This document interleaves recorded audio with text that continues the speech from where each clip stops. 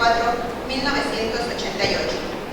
Candidato a maestro por la Escuela Nacional de Conservación de Restauración y Museografía Manuel del Castillo Negrete del INA, dentro de la maestría en Restauración de Arquitectura Prehispánica. Diplomado en Manejo de Recursos Culturales del INA 1998. Premio INA Francisco de la Maza de Conservación del Patrimonio Arquitectónico, año 2000, por el proyecto emergente del sismo del 20 de septiembre de 1999 en la zona arqueológica de Monte Albán. Durante los últimos 15 años se desempeñó como arqueólogo en el Centro INA Oaxaca, donde estuvo a cargo de diferentes programas de arqueología de rescate y salvamento arqueológico, inspecciones arqueológicas y peritales. En el estado de Oaxaca, dirigió proyectos de investigación arqueológica en las regiones de los valles centrales, Mixteca y Cañada de Yucatán.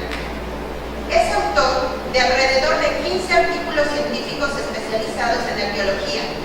Fue profesor titular de asignatura de las materias Arqueología de Oaxaca y Restauración de Materiales Arqueológicos y Arquitectura en la Coordinación de Antropología del Instituto de Investigaciones Sociológicas, especialidad de Arquitectura de la Universidad Benito Juárez de Oaxaca, 2016-2017. Beca Paquín, Dirección General de Culturas Populares 2015, para la edición del libro con el título Nacaltepec, Prehispánico y sus vecinos, en proceso de edición.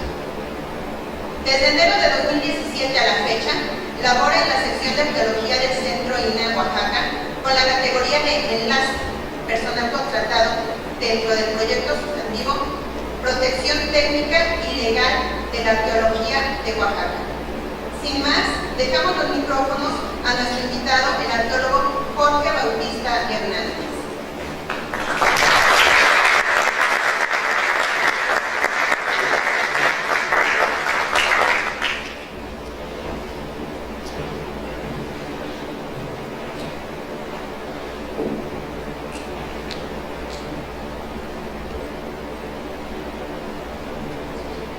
Buenos días, muchas gracias. Esta es la tercera ocasión que represento a las universidades tecnológicas. Ya estuve en Ocopa de León. Hace 2 años estuve en la Universidad de Tecnológica. Y es un privilegio estar con ustedes jóvenes en este recinto, explicando lo que es la materia a la que me dedico, que es la arqueología. Vamos a adentrarnos en un aspecto muy importante del pasado del hombre. Ciertos rasgos que nosotros consideramos como ya hechos, pues tienen una historia que hay que contarla, ¿no? Entonces, lo que les voy a presentar son algunos trabajos específicos que yo he realizado en la región de la Cañada y particularmente aquí, en Teotitlán. Pero antes voy a hacer un preámbulo muy general para darle el marco de referencia a este ámbito cultural de la región, para después ya presentarles casos concretos. En teoría creemos que los monumentos arqueológicos están lejanos de nuestras comunidades o de las poblaciones donde vivimos, pero en realidad, ahorita lo van a ver, prácticamente ustedes están viviendo encima de vestigios arqueológicos y quizás no lo saben, ¿no? Entonces, van a ver casos concretos donde no se imagina que quizás para ver monumentos arqueológicos dicen, no, tengo que ir a Mitla, tengo que ir a Monte Albán, o aquí a Tehuacán Viejo, porque son zonas exploradas, son zonas abiertas al público, hay un museo, unidades de servicio, que puede uno llegar, bajarse del autobús y recorrer, pero no, seguramente muchos estudiantes, o si vienen de otras regiones, de otros estados de la República, seguramente sus comunidades, sus ciudades están plagadas de vestigios arqueológicos. Entonces, sin más preámbulo, vamos a proceder.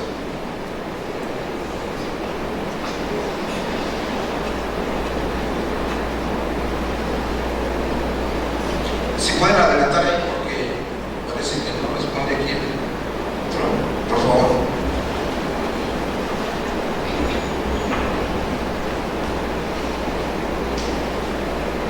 Pueden adelantar ahí.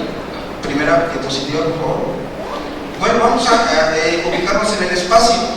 Aquí tenemos el mapa de la República Mexicana, la parte centro-sur, donde podemos ubicar la región. Entonces nos encontramos en la parte intermedia del Valle de Tehuacán al norte, ahí lo pueden ustedes visualizar, y al sur se encuentra el Valle de Oaxaca. Y entonces la cañada precisamente está en esta parte media y va a ser importante porque es la vía de comunicación entre la parte sur del estado y la parte norte. Entonces estas tres áreas están conectadas culturalmente a través de vías de comunicaciones no únicamente actuales, sino a través del tiempo. Entonces ahora las divisiones políticas pues, son arbitrarias, pero recuerden que en la antigüedad no había fronteras. Si acaso había fronteras tardíamente a través de cacicazgos o de grupos culturales que se asentaron en la región, mixtecos, mazatecos, huicatecos, náhuatl, etc. Pero en realidad fronteras como tales políticas no. Entonces hay que tomar en cuenta eso.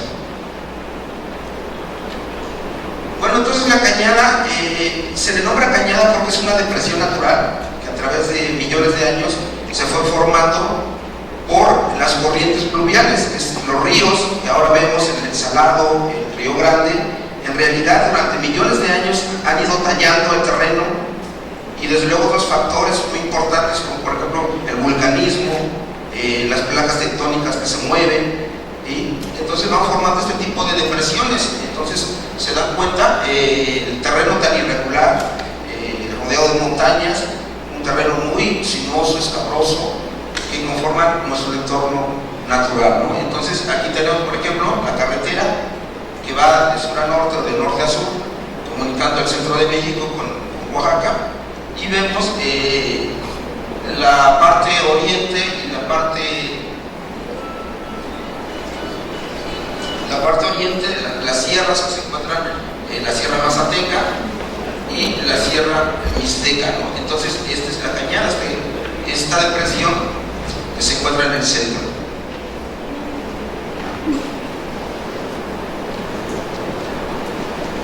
Bueno, esta es alguna descripción de la cañada, sus condiciones naturales, pero vamos a omitir esto. Y bueno, como les decía, políticamente ahora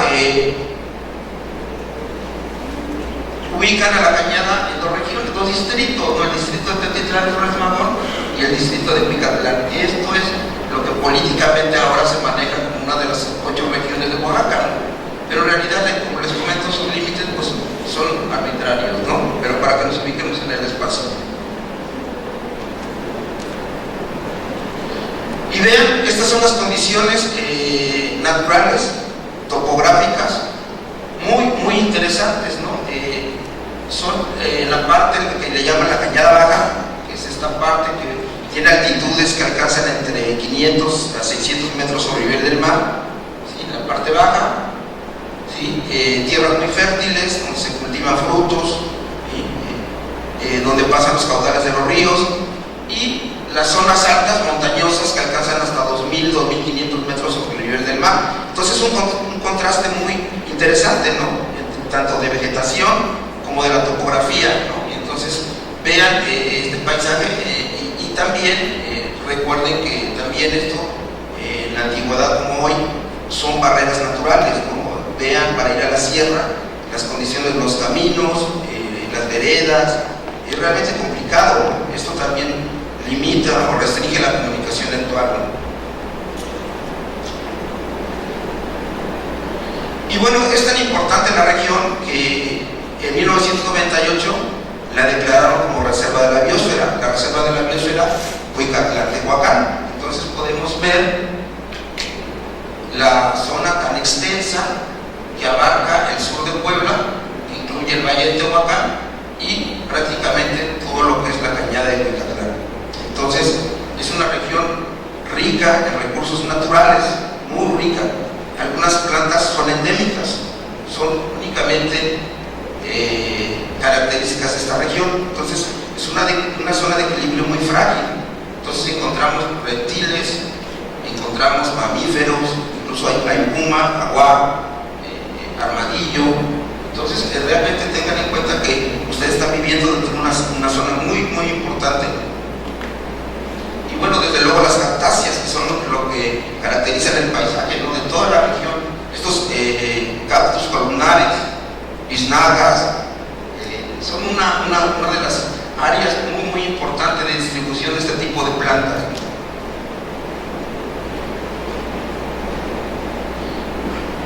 ¿Y qué pasó en la antigüedad? Bueno, tenemos que, por ejemplo, que tenemos presencia del hombre en toda la región que va del 5000 antes de Cristo al 2500 antes de Cristo. Este periodo es muy largo. El hombre ha transcurrido a través del tiempo en un proceso largo, civilizatorio. Es decir, nosotros partimos del hecho de que ahora tenemos la tecnología, nos vestimos de una cierta manera, ¿sí?, utilizamos medios de comunicación, de transporte, pero no siempre fue así. Hemos transitado desde un largo periodo de cazadores-recolectores, ¿sí?, hasta prácticamente grupos que formaron aldeas. De las aldeas pasaron a ciudades, de ciudades pasaron a metrópolis, inventaron la escritura, un sistema de signos en piedras que grabaron en Monte Albán, en Mitla, pero es un largo proceso milenario. Entonces, aquí en la cañada de Cuicatlán y su contraparte, que es el Valle de Tehuacán, son dos zonas ligadas, ¿sí?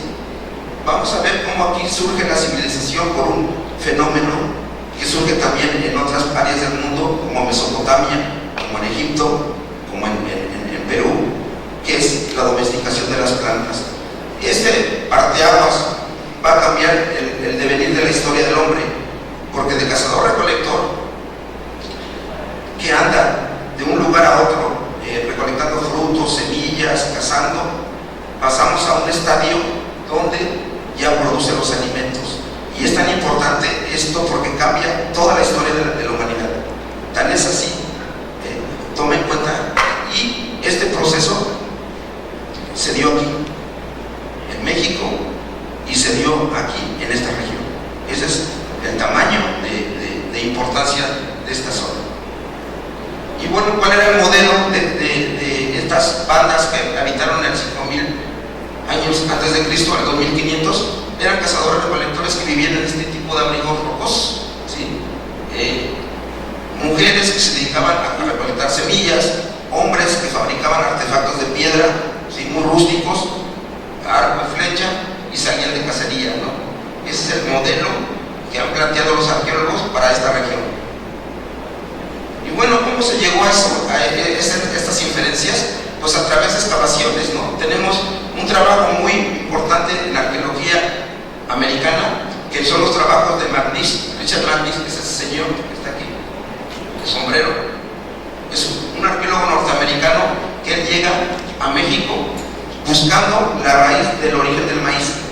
Sobre todo le interesaba la domesticación, el proceso de domesticación de las plantas, pero en particular el maíz. Entonces, hace una serie de recorridos por Chihuahua, estuvo en Chiapas, estuvo en el Valle de Oaxaca, y donde encontró los hábitats más idóneos para hacer sus exploraciones fue aquí en el Valle de Tehuacán.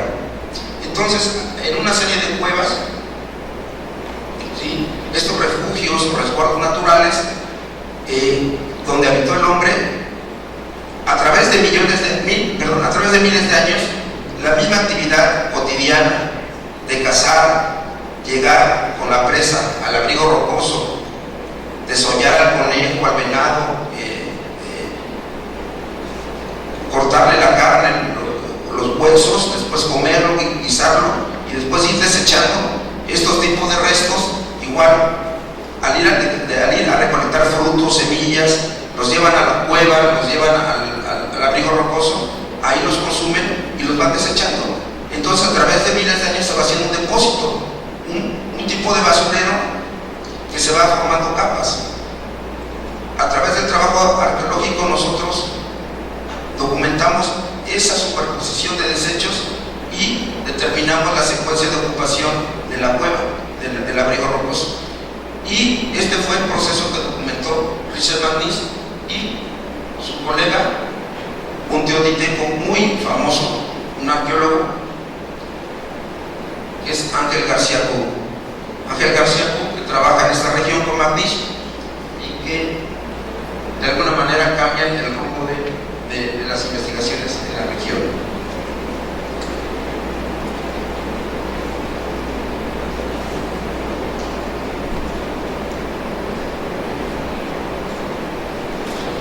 Bueno, aquí es con las mismas exploraciones de Magnis en el Valle de Tehuacán y se dan cuenta, miren aquí, vean la deposición, el grosor del estrato, en este caso de la cueva, vean, por ejemplo, este señor puede medir como unos 65, unos 70 y vean el cúmulo de desechos que se fueron depositando a través de miles de años. Y los arqueólogos, si se dan cuenta aquí, van poniendo etiquetas, ¿sí? Son los niveles, los depósitos que cambian de color, de tonalidad, cambian también de composición. Entonces, a través de este estudio de excavaciones, los arqueólogos parten del supuesto de que lo más profundo es lo más antiguo, ¿sí? Y lo más arriba es lo más moderno de aquella época. Y a través de estudiar esta secuencia se dan cuenta del cambio cultural que ocurre a través de miles de años. Esto no se formó en 100, 200 años. Esto se pudo haber formado, este depósito, en 5000 años. Normalmente cuando se estudian estos depósitos inferiores encontramos herramientas muy rústicas, artefactos de piedra toscamente tallados, si es que ya fabricaban cerámica, este tipo de barro, vasijas igual rústicas, toscas, y en la medida que va uno ascendiendo en los niveles se va perfeccionando la tecnología, ¿sí? Las técnicas de elaboración de los artefactos. Esto nosotros como arqueólogos lo sabemos. Entonces es importante el estudio minucioso cuando se hace una excavación, de ir prácticamente como un pastel, ir rebanando las capas, documentando, registrando con brocha, con cucharilla, picayelo, muy minuciosamente, y rescatando todos los objetos. Pero aparte, los arqueólogos toman muestras de los sedimentos porque pueden detectar en laboratorio, y a los otros especialistas, polen, semillas de lo que consumían en esa cueva, ¿no? Se han encontrado, por ejemplo, restos de maguey, de listre, se han encontrado huesitos de piñón de lo alto de los árboles que consumían, bellotas de esa época que recolectaban, comían y lo depositaban se fueron depositando en la cueva. Entonces vean, en realidad el trabajo del arqueólogo es como un detective, ¿sí? Como una escena del crimen que tiene que ir analizando, registrando, haciendo dibujos, fotos, toma de muestras. Entonces por eso es muy importante que se conserven estos contextos. Estas son otras fotos de las excavaciones en Ajalpan y en Cuscatlán. Y este tipo de cuadros son las unidades de excavación de los arqueólogos. Es la forma como llevan el control de sus exploraciones. Bueno, y después de 50 años, en la década de 1962, Ángel García Cuco regresa al Valle de Tehuacán junto con investigadores del Instituto Politécnico Nacional para seguir documentando el origen del maíz. Entonces, vean prácticamente como si fueran a entrar a un quirófano los especialistas para recolectar las muestras, ¿no? Entonces, los datos no se han acabado. Si bien se puede explorar un área con técnicas más avanzadas, ¿sí? Con tecnología más reciente, se puede regresar al lugar y proseguir los estudios, ¿no?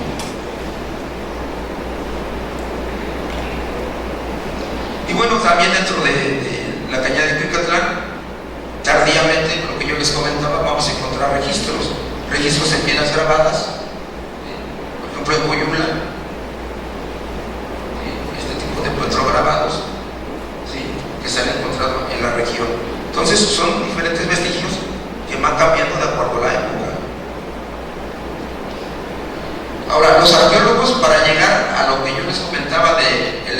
los sedimentos, de la disposición de los estratos, de los inferiores a los superiores. Trabajamos con secuencias culturales a través de cuadros cronológicos.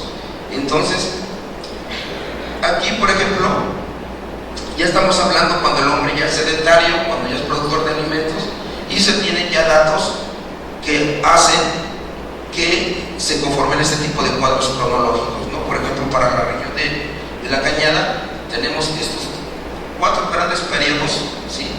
Que es la parte baja es lo más antiguo, y conforme vamos ascendiendo es lo más reciente, ¿no? Y entonces tenemos ocupación del 650 a.C. y le van dando nombres los arqueólogos. Por ejemplo, aquí en la Cañada tenemos el periodo o etapa Perdido, Lomas, Trujano e Iglesia Vieja. Entonces nosotros, en el lenguaje coloquial de arqueólogos especialistas, decimos: mira, encontré este resto, este tepalcate o este instrumento de piedra, y pertenece a la etapa de la fase Perdido. Y entonces a lo mejor ustedes como no conocedores del tema dicen: pues a lo mejor hablan como un lenguaje extraño, ¿no? Pero ya entre nosotros, si yo digo este objeto pertenece a la fase Perdido, entonces estoy diciendo que está ubicado temporalmente entre el 650 al 300 a.C.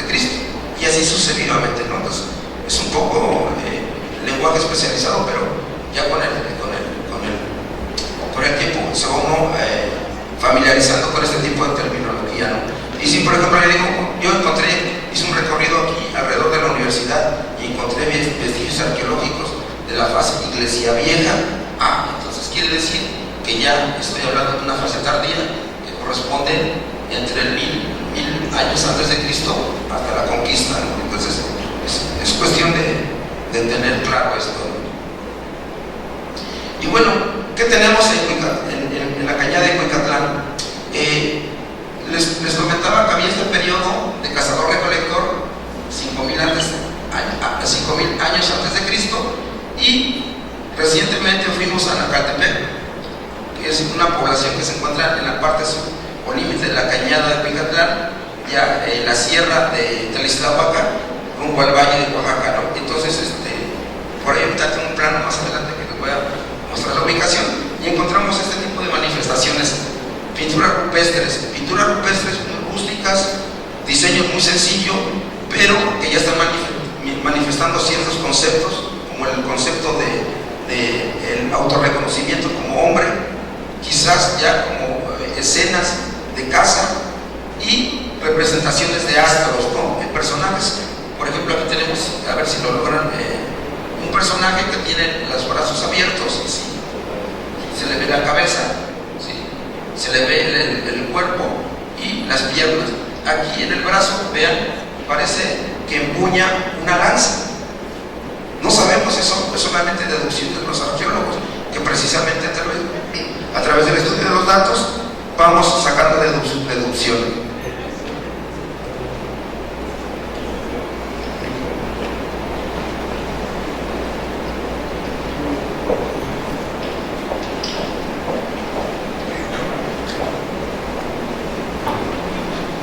Aquí tenemos otro personaje, ¿sí? Quizás no se nota bien en la imagen, pero ahorita les voy a mostrar los dibujos, y vean la representación de lo que nosotros consideramos que son astros, la representación del sol, ¿sí? Un círculo, y estas líneas verticales parecen ser los rayos, ¿no?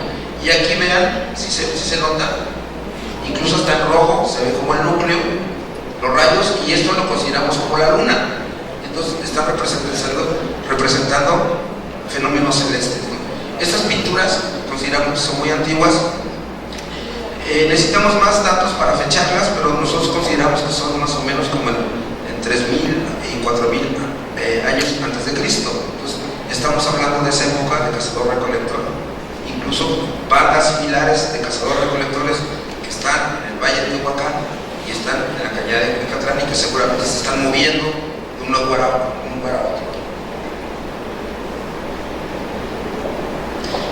Otras pinturas rupestres que se encuentran, por ejemplo, en Concepción Papal, ¿sí?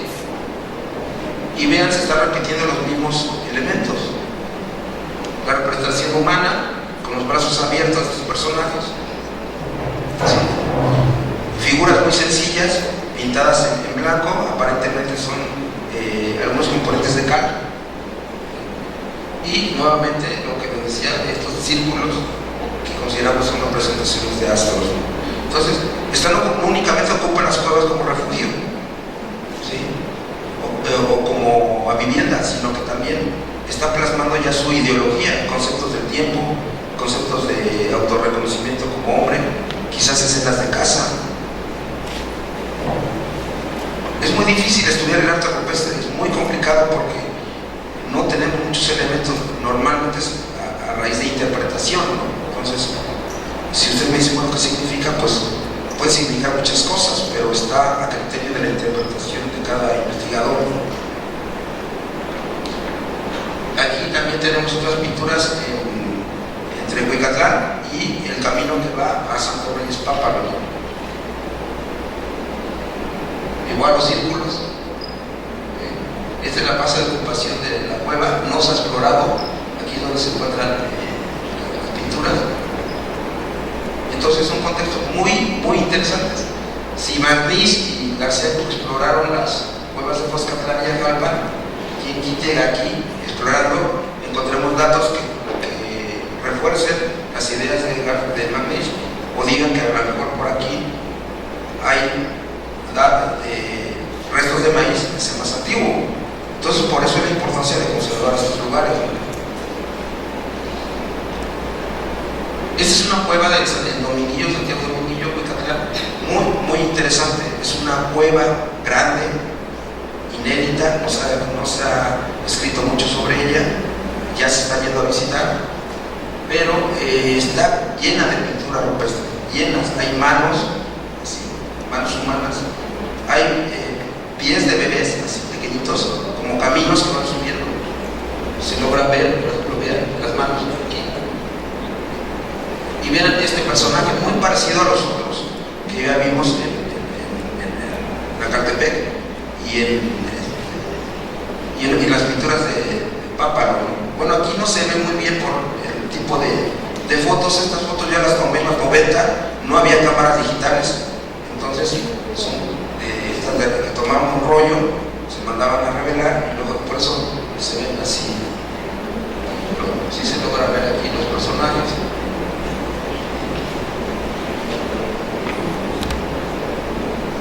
Y dentro de este trabajo de documentación que se hace en estos abrigos hay que escalar.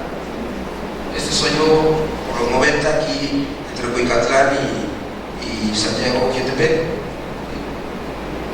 y documentando, midiendo las figuras rupestres. En este caso es un venado y aquí ya dibujado, ¿no? Aquí.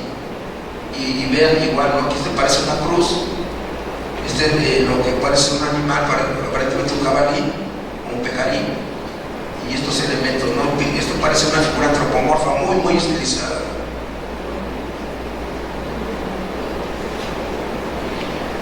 Esta es una cueva, la cueva del Chever, que se encuentra en Concepción Pápalo. La traducción nos dice que en huicateco es la cueva del diablo.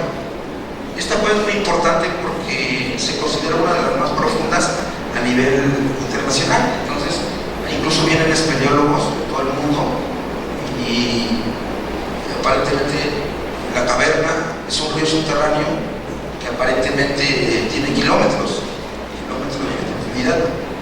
Y es curioso porque las cavernas en el México prehispánico eran el concepto del inframundo, es decir, si alguien moría, no había el concepto del infierno, sino había el concepto del inframundo.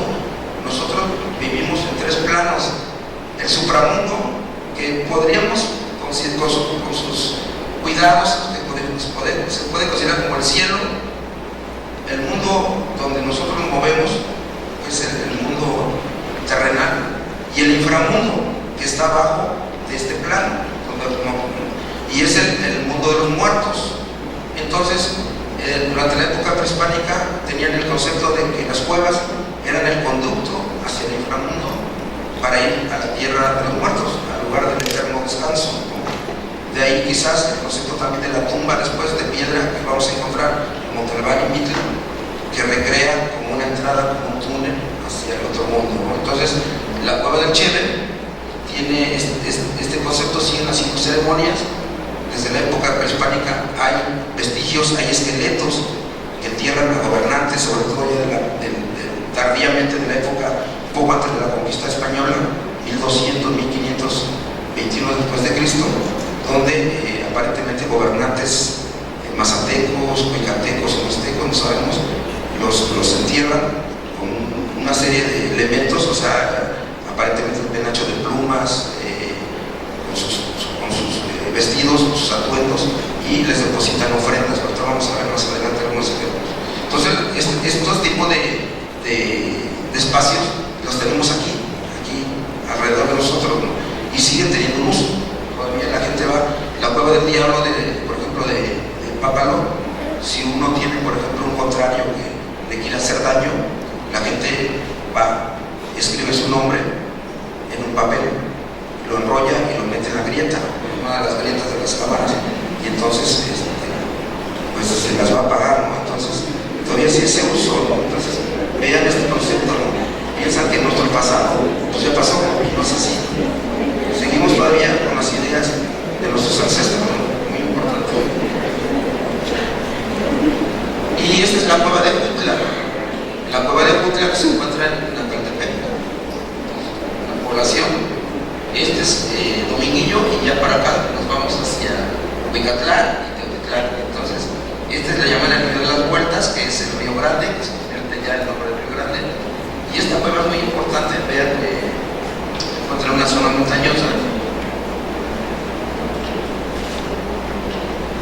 Es muy importante porque en 1975, más bien en 1967, había un vigilante aquí del Instituto Nacional de Antropología e Historia que recorría toda la cañada de Huicatlán, que se llamaba don Rafael Vázquez. El señor ya se jubiló hace tiempo y hace no muchos años murió, pero él se encargaba de cuidar, recorría toda la cañada de las zonas arqueológicas y sitios que él conocía, y él, si veía algún daño, lo reportaba con la autoridad comunal de los pueblos, de la autoridad municipal, y además reportaba al Instituto Nacional de Antropología e Historia. Entonces, en 1967 él reporta esta cueva, ¿sí? Y los arqueólogos norteamericanos que estaban trabajando en el Valle de Oaxaca vienen y hacen un rescate en esa cueva. La habían saqueado, los saqueadores movieron toneladas, sí toneladas, porque eran unos cúmulos de tierra. Acuérdense de la importancia de conservar los depósitos que yo les decía, los estratos. Los saqueadores cuando llegan no únicamente destruyen el contexto, sino que revuelven todos los materiales y ya es imposible detectar esa secuencia cultural. Entonces en esta cueva la saquean, llega el vigilante, reporta, llega un arqueólogo norteamericano que se llama Christopher Moser y hace como una recolecta con un colador para la arena, así igual, empieza a cribar toda la tierra y rescataron esta máscara de madera con incrustaciones de turquesa, textil, que es un fragmento de textil, guaraches hechos de ixtle, papel amate, ¿sí? Y madera, aparentemente flechas, mango de flechas. Entonces es muy importante, estas máscaras son de aquí de la región, no se sabe exactamente de dónde son, pero se cree que son de aquí del sur de Puebla. Son máscaras con aplicaciones de mosaico de turquesa que se encuentran en el Museo del Indio Americano en Estados Unidos. Entonces vean cómo también hay un saqueo de estos objetos que se están yendo a museos internacionales. Y esta tablilla de mosaico de turquesa quizás no se aprecie mucho, pero son representaciones de guerreros, personajes con escudos, ¿sí?, que se encontraron en la cueva del Chévere, acompañando a varios esqueletos que se encontraron ahí. Entonces, esto es importante, ¿no? Entonces vean que no únicamente los arqueólogos con trabajo minucioso encuentran restos como piedra, cerámica, sino que también encontramos restos orgánicos. Estos son otro tipo de objetos. Vean este tipo de discos de madera en el que se forman las máscaras. Estos creo que son de Santana de los Top Puebla, están en el Museo de Tehuacán. Entonces vean cómo son rasgos muy similares culturales que se encuentran en toda la región. Bueno, ¿y qué más encontramos? Encontramos ciudades grandes como Quetepec.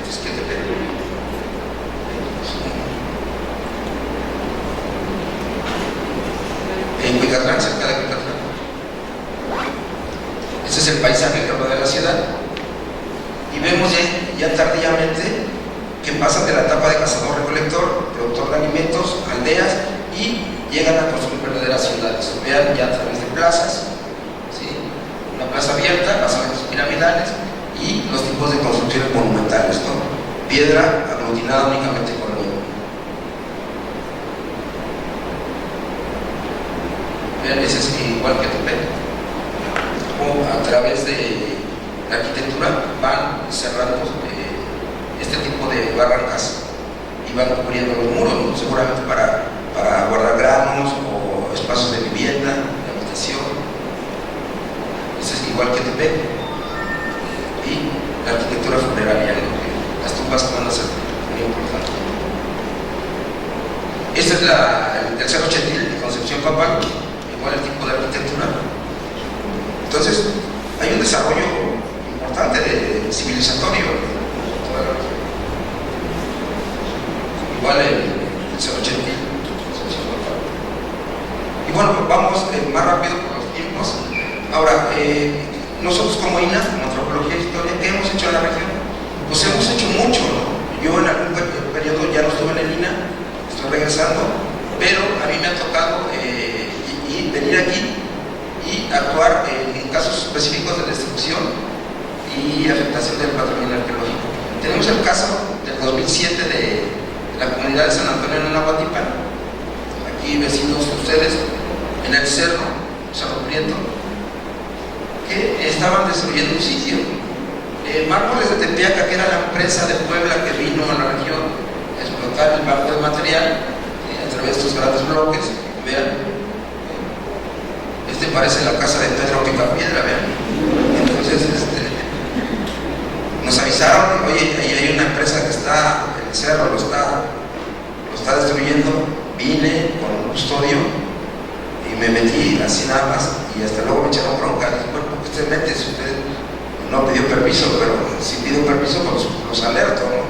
Entonces, paramos la obra y vean, en el Cerro Prieto hay un asentamiento, una zona arqueológica grande, a través tiene murallas, tiene plazas con montículos, tiene casas a través de cimientos de piedra, y vean, aquí se ve, lo estaban saqueando.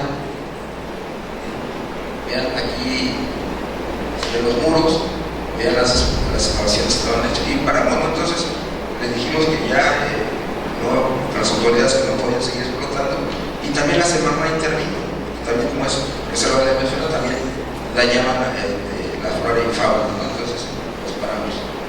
Y aquí el señor que primero nos echó bronca, el señor, después nos ayudó a medir. Entonces hay que conversar a la gente y decirle por qué se hacen las cosas. Yo no voy a parar una obra si no tengo razón, ¿no? Digo, mal haría, ¿no? Entonces medimos y logramos este plano en un día hicimos este plano. Claro, procesamos los datos en la computadora y marcamos un polígono de protección, donde incluye que esto ya no se puede tocar, ¿sí? Esa es una de las tareas que hemos hecho aquí en la región. Y tenemos otro caso. Por ejemplo, tenemos aquí rumbo a la salida a Huautla, ¿sí? Esta es la carretera rumbo a la salida a Huautla. Tenemos este otro lugar, que es la paraje de la Colonia Hidalgo.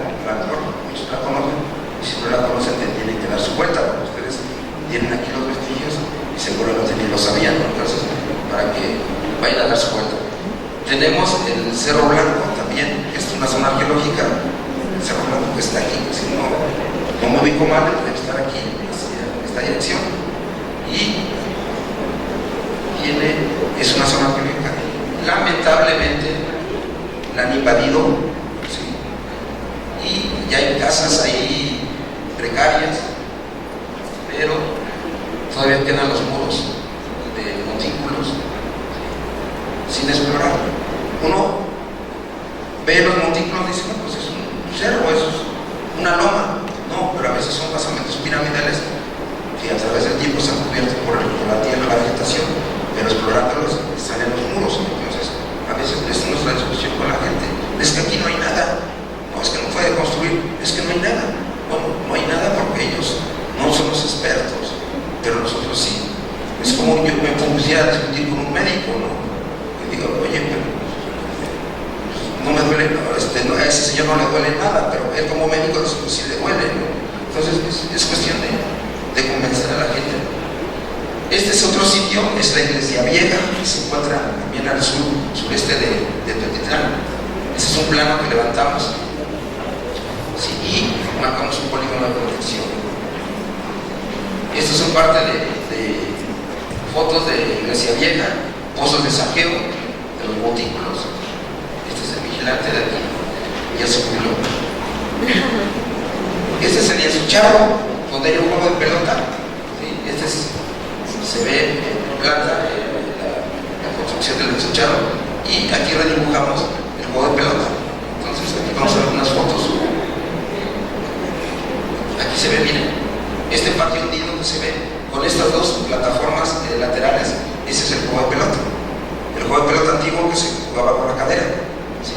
Entonces, vean cómo alrededor tiene muchos vestigios de Tetitlán. ¿Sí? Y en el 2008 hicimos también una exploración en la comunidad, ¿sí? En el periodo de la señora Elia Pluvia. La señora Elia Pluvia empezó a construir su casa. Vino el custodio, el vigilante, le dijo, oiga, ahí hay vestigios. Ella decía que no había nada. Esta es la carretera a Huautla. Ese es el predio de la señora. ¿Sí? Ese es el tanque de agua. Este es el otro. Esta es la carretera a Huautla. Marcado con amarillo es donde están los vestigios, y ese es otro también, otro montículo que queda ya dentro de un área urbana, ¿no? Y aquí está el otro. Sí. Entonces aquí cuando empezaron a construir los albañiles que contrató la señora Elia, nosotros paramos la obra, empezamos a explorar y empezamos a encontrar una serie de elementos. Esto era el proyecto, si no me equivoco, de la señora que tenía contemplado. ¿Sí? Y bueno, hizo excavaciones.